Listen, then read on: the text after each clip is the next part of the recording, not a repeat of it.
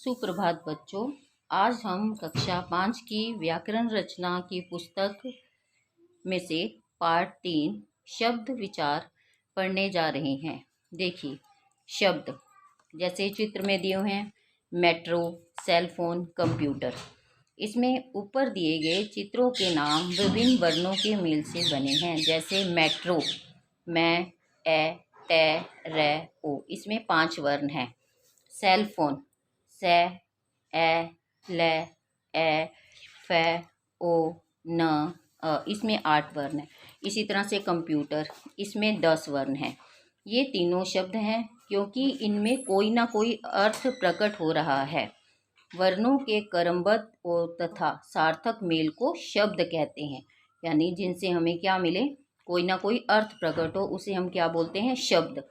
शब्द के भेद, शब्द के 4 भेद हैं। जैसे उत्पत्ति के आधार पर, उत्पत्ति के आधार पर शब्द निम्नलिखित 4 प्रकार के होते हैं।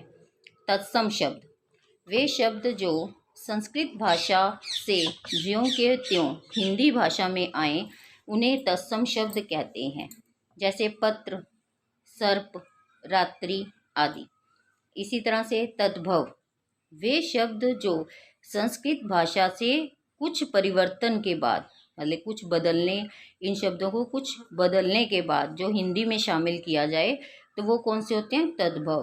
फिर से देखिए, वे शब्द जो संस्कृत भाषा से कुछ परिवर्तन के साथ आकर हिंदी में शामिल हों उन्हें तद्भव शब्द कहते हैं। जैसे चिट्ठी, पत्र, सांप, सर्प, रात, रात्रि आदि।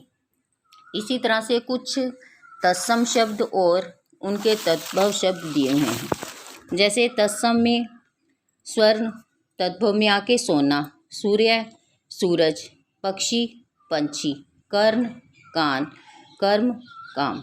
ठीक है। इसी तरह से देशीय शब्द, वे शब्द जो हिंदी क्षेत्र की अलग बोलियों से आए और हिंदी में प्रचलित हो गए उन्हें देशीय शब्द कहा जाता है। जैसे फावड़ा, जूता, पगड़ी आदि। इसी तरह से विदेशी शब्द, वे शब्द जो विदेशी भाषा से आकर हिंदी भाषा में शामिल हो गए हों उन्हें विदेशी शब्द कहते हैं। जैसे अंग्रेजी से पेंसिल, रेडियो, स्टेशन, स्कूल आदि। अरबी फारसी से औरत, आदमी, किताब, फौज आदि। पुर्तगाली से आलू, कमरा, काजू, गमला आदि। इसी तरह से अर्थ के आधार पर शब्दों के 2 भेद होते हैं।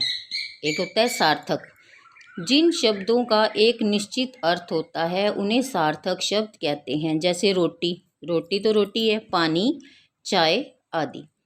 निरर्थक, जिन शब्दों का कोई अर्थ नहीं होता उन्हें निरर्थक शब्द कहते हैं। जैसे वोटी, वाणी, वाय आदि। जैसे उनका उल्टा बना दिया ना, रोटी का वोटी, पानी का वाणी, चाय का वाय आदि। उसके आधार पर बनावट के आधार पर शब्दों के 3 भेद हैं।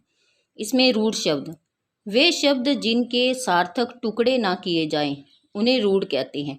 जैसे रात, बाल्टी, घर, मुंह आदि। इसी तरह से यौगिक शब्द, वे शब्द जिनके 2 या 2 से अधिक टुकड़े किए जा सकते हैं उन्हें यौगिक शब्द कहते हैं। जैसे चिड़ियाघर, चिड़िया प्लस घर, चिड़ियाघर। पाठ प्लस शाला, पाठशाला। इसी तरह से योग रूढ़ शब्द, ये शब्द जिसका एक विशेष अर्थ निकलता है उन्हें योग रूढ़ शब्द कहते हैं। जैसे हिम प्लस आल्या, हिमालय। हिमालय का मतलब ये होता है बर्फ का घर, एक विशेष पर्वत। जलज, जल से उत्पन्न, कमल। ऊपर दिए गए शब्दों का अर्थ अलग होता है किंतु ये एक विशेष अर्थ में रूढ़ हो जाते हैं, इन्हें योग रूढ़ शब्द कहा जाता है। उसके बाद देखिए बच्चे, प्रयोग के आधार पर शब्दों के 2 भेद हैं। जैसे विकारी शब्द, जिनके रूप में लिंग, वचन, पुरुष, काल के कारण विकार या परिवर्तन आ जाए उन्हें विकारी शब्द कहते हैं। ये 4 प्रकार के होते हैं। संज्ञा शब्दों में लड़का, लड़की, लड़के और लड़कियां। सर्वनाम में वह, तुम, मैं, हम, उसे, तुम्हें, मुझे, हमारा आदि। विशेषण में क्या होता है? किसी की विशेषता बताना, अच्छा, अच्छी, अच्छे आदि। क्रिया शब्दों में आता है, आया, आएगा, आ रहा है आदि।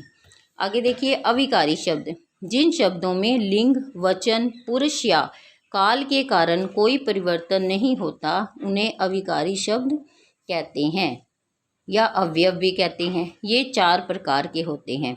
जैसे क्रिया विशेषण, तेज दौड़ती है, तेज दौड़ता है, तेज दौड़ते हैं आदि। संबंध बोधक, के बाहर, के नीचे, के ऊपर, के सामने आदि। समुच्चय बोधक, इसमें क्या है? और, या, किंतु, इसलिए आदि। नेक्स्ट है विस्मयादि बोध। इसमें वाह, शाबाश, जैसे हम किसी को वाह बोलते हैं, शाबाश देते हैं, अरे, आ आदि। अब देखिए बेटे फिर से एक बार आपको रिवाइज करवाती हूँ। वर्णों का क्रमबद्ध एवं सार्थक मेल शब्द कहलाता है। शब्दों को 4 आधारों पर बांटा जा सकता है। किस पे? उत्पत्ति के आधार पर, अर्थ के आधार पर, बनावट के आधार पर और प्रयोग के आधार पर। लिंग, वचन, काल के कारण जिन शब्दों के रूप में परिवर्तन आता है वे विकारी शब्द कहलाते हैं। जैसे संज्ञा, सर्वनाम, विशेषण आदि। किसी भी स्थिति में कोई परिवर्तन ना होने वाले शब्द क्या कहलाते हैं? अविकारी, जिसमें संबंध बोधक, समुच्चय बोधक और विस्मयादि बोधक। हाँ जी, आशा करती हूँ बेटे आपको ये चैप्टर समझ में आ गया होगा। धन्यवाद।